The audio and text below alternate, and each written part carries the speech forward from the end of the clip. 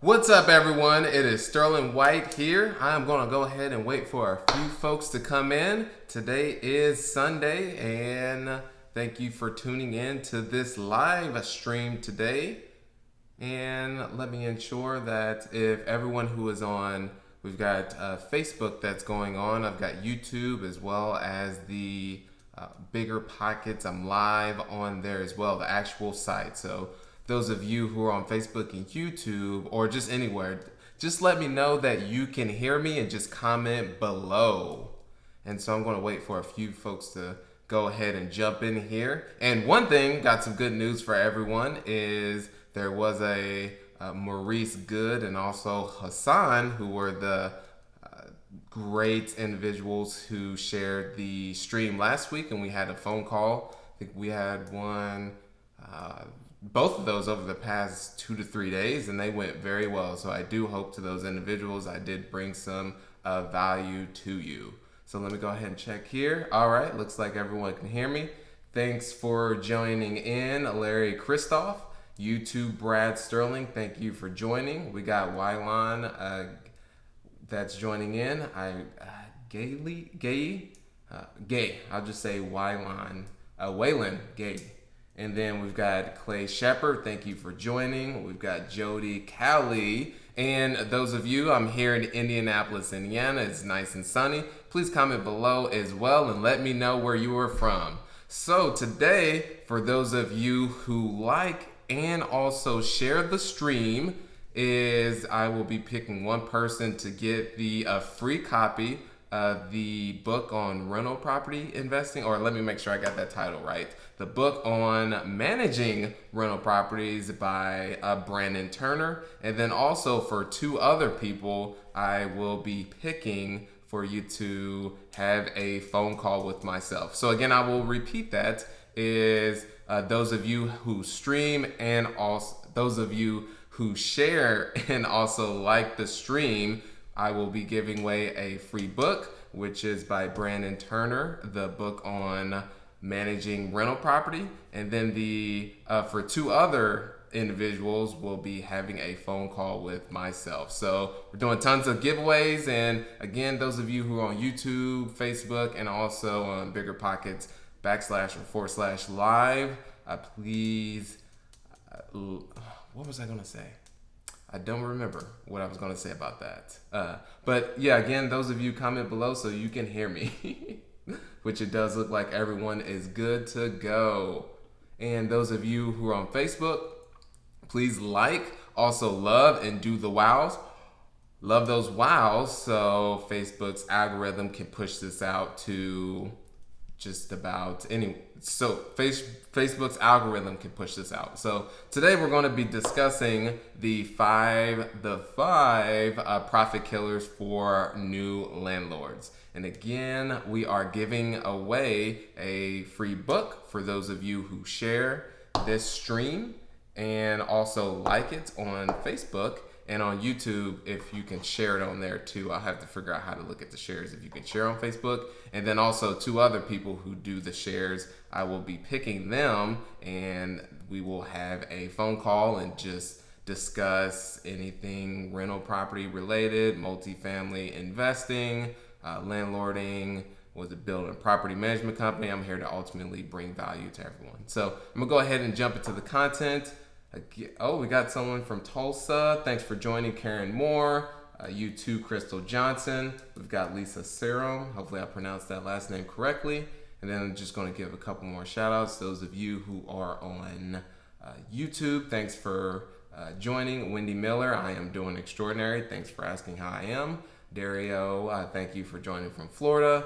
We've got Emmanuel, thank you for joining. So I'm going to jump right into the content. Thank you again, everyone, for giving me your precious time and eyeballs on this lovely day. So I'm going to bring the most value I can. So the first profit, let me go ahead and find where that was. I'm just losing my sheets. Okay, here we go. So the first profit killer is basically not running your numbers correctly on the front end. And that is just simply not properly allocating for the expenses that your property will incur, such as I've had a couple individuals send me over their their spreadsheet that says, okay, well, this is the numbers I'm going to be, these are the numbers that they have no allocation for maintenance or for vacancy. So when you, you get a tenant in place, and then let's say they're on a 1 or 2 year lease, that there's going to be some vacancy that you experience with turning that unit and getting another resident in. So it's always just have a nice buffer in your numbers that will address that, and also your properties, even if it's newer, it's still going to experience needing repair. So always ensure you have that. So on the front end, just make sure you run your numbers properly. So that's number one. The second is over rehabbing. And what I mean by over rehabbing, I'm speaking specifically to rental properties again. Let's say it's a single family home residence and you are throwing in, let's say putting in granite countertops to a house that is on the lower income side that is renting for, let's say, $500 or $600 and you're treating that as if it's the same rental property that you're renting to someone who is willing to pay $1,500. So there's a big difference. On the lower end side, you may want to use something such as Formica, which Formica countertops is just basically a lookalike for granite countertops.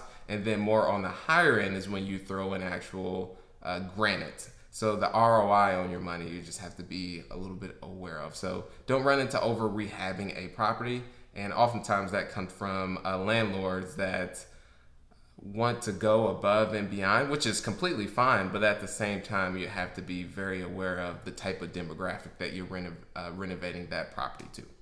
So there's that one. And then the number 3 profit killer is, let me make sure I scoot back and everyone can see my lovely face, is the number 3 one. And again, for those of you who are on the streams,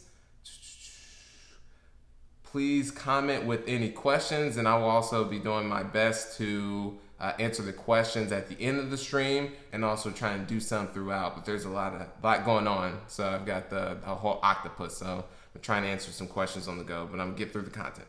So the third one is extended vacancies, and what that means is, once, let's say you have a resident that is on a 1 year lease in your single family home residence that you've purchased, renovated, and got a tenant in place, then in that case it's best to get contractors in there, of course, to do the renovations. That way you can get another tenant there as quickly as possible. But quite often those extended vacancies can really kill you, because let's say your house is renting for $1,000 and 2 months go by, that's $2,000 you missed out on. So that goes into ensuring that you price your property right in terms of the rent. And also, again, getting your contractors in there to, do the flooring or paint. Hopefully the previous tenant didn't damage the property that much. And then make sure you get everything up to rent ready and get another tenant in place. And when it comes to ensuring that you price your unit accordingly, is to just simply pull comps. And you can pull those comps easily through online sources such as Trulia, Zillow, HotPads. And let's say you're using Zillow. The Zestimate is actually not so bad sometimes, give or take. It really depends. But another source is, if you have, let's say your property is a 3-bedroom, 1 bath, and there is a comparable property right across the street that is priced at $1,100. And again, this is a comparable property and that has been sitting on the market for 4 months, then it could be a little bit, if you price yours at $1,100 a month as well, and again, you've got the same amenities and also the same features, then that yours may sit online as well. So when you have those extended vacancies, not only do you have money that you're losing, is you also run the risk of, vandalism, someone breaking into your property and taking the furnace, which is not fun. So again, there we go. Worked on whatever. Okay, saw that. Thanks again for joining Eric Perks. I'm just going to give a few shout outs. Stan and Riri, thanks for joining. We've got Oscar in the building from Portugal. All right, from all over the world. That is pretty cool. All right, so let me get into the fourth point, which is taking too long to turn your unit, which actually just goes into the third point. And taking too long is not properly having your contractors ready to go once that tenant does vacate, because you want to get them in there so they can quickly, let's say there's dings that's on the paint, get them in there, the paint, and then maybe touch up the flooring. That way, even during that, while they're doing that, you can actually have some tenants doing, depending on the condition, is to schedule some showings. So that way, once they're fully completed, you've already got a resident that is ready to go. You just want to quickly get someone in there, because again, the clock is ticking. And what oftentimes is, if you have someone, let's say it's July 15th, most residents don't like to, their lease normally ends at the end of a month. So if someone looks at your unit July 15th, it's a high probability they will not be able to move in into August 1st or even September 1st. And they're just looking a little bit earlier, and their lease doesn't expire until a little bit later. So again, let me go ahead and refresh those of you who are on Facebook. Please give those likes, those loves, and those shares. And again, as I was mentioning at the beginning, is those of you who share on Facebook and also YouTube, is share and also like. There will be a free book giveaway, which is the book on managing rental properties by Brandon Turner. Yours truly on BiggerPockets.com. You see his face everywhere, very lovely. And then two other people will also get a free call by myself. And just the past 2 to 3 days, I had 2 calls from the individuals from last week. Actually, I was only supposed to do 1, but I did 2 because I just love bringing value, and the call went very well. And on their end, I do hope that I was able to bring value. So let me go ahead and do a review of all the points. And I still have the 5th one. Of course, I'm not going to leave that one out. The first one is not running your numbers properly on the front end. And again, we're talking about the 5 profit killers for landlords. The second one is over rehabbing a specific unit. And that is, let's say you're treating your $600 or $700 a month rent as if it is $15,000 or $2,000 a month rent. So you just have to draw the line in terms of how you want to renovate that and not try and go too above and beyond. And that could be something as simple as, instead of doing granite countertops, you just do Formica, which is just a lookalike in terms of it's a lookalike granite, but it's a cost of a fraction of the cost of granite. Third one is extended vacancies, which can really kill you. Is each month that goes by, that is, let's say your property is renting for $1,500, that's $1,500 one month, $1,500 the next month, and so there's that. There's rent loss.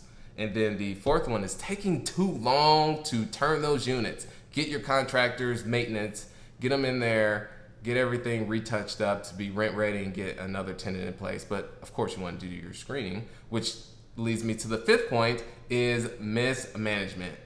5th point, which is mismanagement. And mismanagement meaning that not properly screening the residents, forgetting that, hey, this tenant moves out at the end of this month. We need to, they should have provided their, 30-day notice. Some tenants happen to skip out. And then, at the end of their lease, thinking that, okay, my lease is done, I can move out. And on your end, you completely spaced it, and that property has been sitting for, let's say, a couple of days, and you haven't been able to get the contractors in there. So hopefully you don't have multiple properties, because these can easily fall through the cracks. So again, the mismanagement side is just not properly managing the asset. And if you're not that good on the management side, then it's just best to, of course, third party that. And yeah, so that's a recommendation on that if you want to, of course, free up your time and not manage a lot of those moving parts, because there is quite a bit of moving parts with that. So again, I'll go through the points. The first one is not running your numbers properly on the front end, and that's specifically budgeting in or allocating that there are going to be maintenance and repairs, even if it is a newer property. and then that there is going to be a vacancy loss, so you want to have that in your calculations. Second is over rehabbing the property. You do not want to over rehab, treating a lower income, let's say it's $600 to $700 is the rental rate versus something that's $1,500. There's a big difference in terms of renovations oftentimes. Extended vacancy, make sure you get your contractors in there to turn it so you can get another tenant in place. And then the fourth one is taking too long to get another renter in there. And then the fifth one is just mismanagement entirely.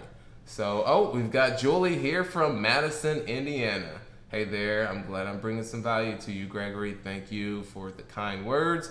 So those of you who have some questions, I know I just blast through the content. I just want to get it to you, and that way don't want to throw the fluff in there, and yeah, just get straight to the point. So, all right, so we do have one question from Carl here. Thank you for joining, Carl Sherrill. Hopefully I got that correctly. And if you want experience in real estate, invest in real estate before buying your first property. Are there entry-level positions in property management companies? That is a great question. Maurice, I know where you're from. He says he's from Baltimore. I just had a phone call with you. But let me go ahead and get to, what was that question? Okay, well, the simple question was about gaining experience in real estate and finding an entry-level position. That can be as simple as working for a mom and pop? Well, you want to work with, it depends on, you can work with, I'm trying to think of maybe a mid-size investor that has, let's say, 10 or 15 rental properties, and maybe you can work as his leasing agent or maybe his assistant. So that's a good entry level position. I'm trying to think of something to where you can get as close to the owner. That way you'll be able to get more experience from that person versus working with a larger organization, and you may just be a clog in the wheel. So try and work for a smaller, not necessarily a mom and pop owner of rental properties, but someone who maybe has 10 to 15 to 20 and who has built maybe their own property management company, or either they self-manage on their own, but they've got some sophistication, and try and work directly with that individual. Because that's what I did when I first got started with my mentor. He had just a little over maybe over 200 units or so, somewhere around that, maybe just a little bit under. And I worked directly with him in the workings of his property management company, and I was basically side by side with him. So that's I would say that's a good entry level position. That you don't necessarily want to work with a large company.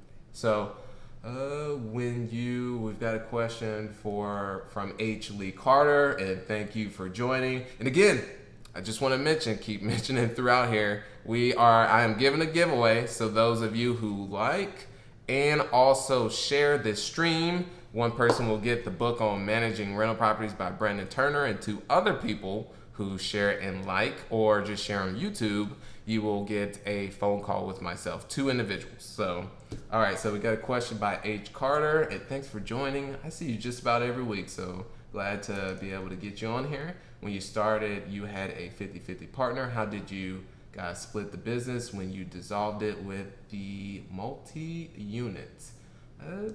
I would say in terms of that first partner that I had no interest in the multifamily holdings. I solely had interest in the single family homes that we had. And what I just did was, when we dissolved that partnership, I just took a payout. He still kept those rental properties, but I basically got bought out of that partnership, and now I have my current with my partner Jacob. So that was just a partnership that did not work out that well. The interests were not aligned, but there was so much value that I was able to achieve from that, and of course bring that individual value as well. So, do you allow pets and smokers in your rentals?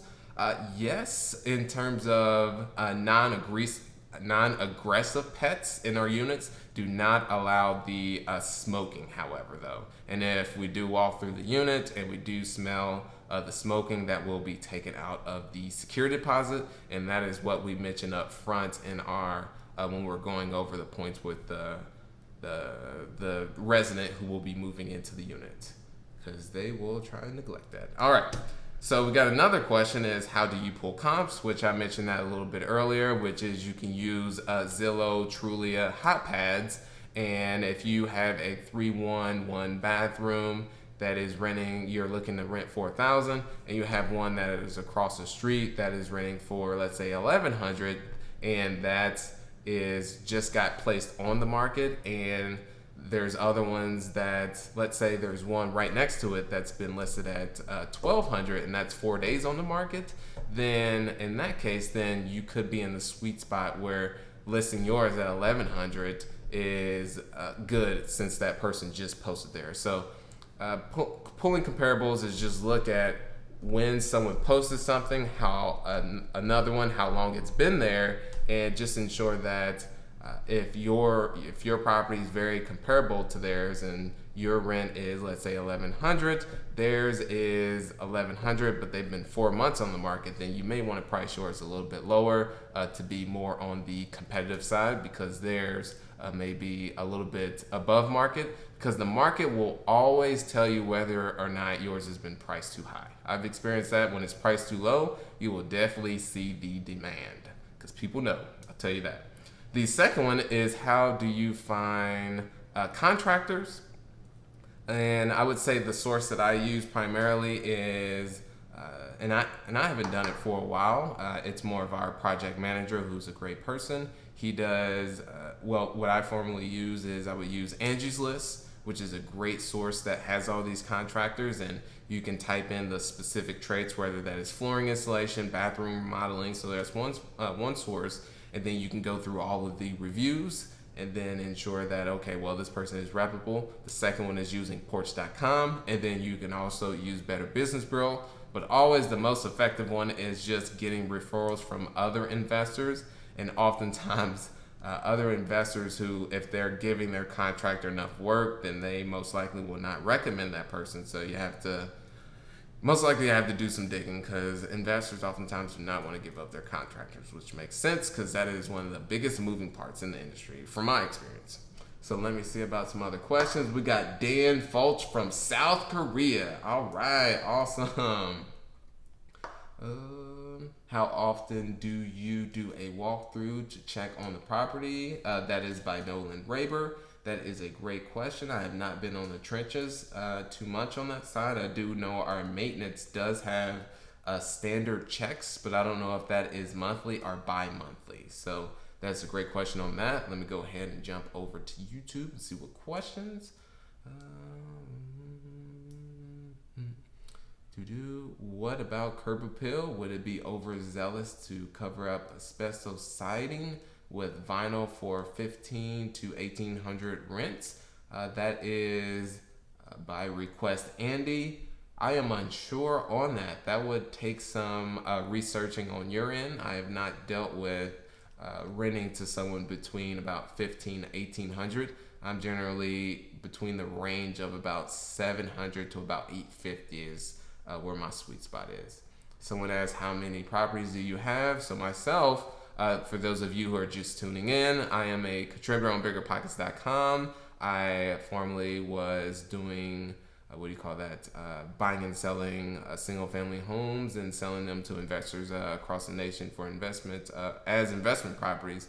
And now solely I own probably just a little under 300 units in Indianapolis and other Midwestern markets. And that is both multifamily and single family. And 177 of those units are multifamily apartments, and that's only 3 buildings. So I have a 50 unit, 46 unit, and also a 80 unit. So got through that question. Do you mostly have single families or multifamily? I would say just about the same right now, but completely shifting to multifamily right now as we speak. Oh, great question, Virgin, about any tips to find great contractors. I answered that a little bit earlier. All right, so I think that, let me see on here. Let me go ahead and do a refresher to see about if there's any more questions here. All right. Doing a refund. I think that is about it in terms of questions. So those of you who will be hopping on the stream later, if you do want to ask a question, be sure to add Sterling White so I'll be able to get the notification. I'll jump right in there and add some value from my personal experience. Hopefully it's nothing on buying and selling land because I have no knowledge on that. And for those of you, please like and also share and love this. And the wows, love the wows. Those of you who are on Facebook. And there was going to be one thing I was going to mention too is I think that's about it. So those again, everyone in the Bigger Pockets community, I do truly enjoy the 7 o'clock Eastern Standard Time. So my time hopping on these streams and being able to give you all value. And also I just truly enjoy the Bigger Pockets community because you all are just entirely awesome. So you guys are always so positive. And even when, let's say, I'm having a not so good day, I look forward to these streams knowing that, all right, the community's got my back. Wink, wink. All right.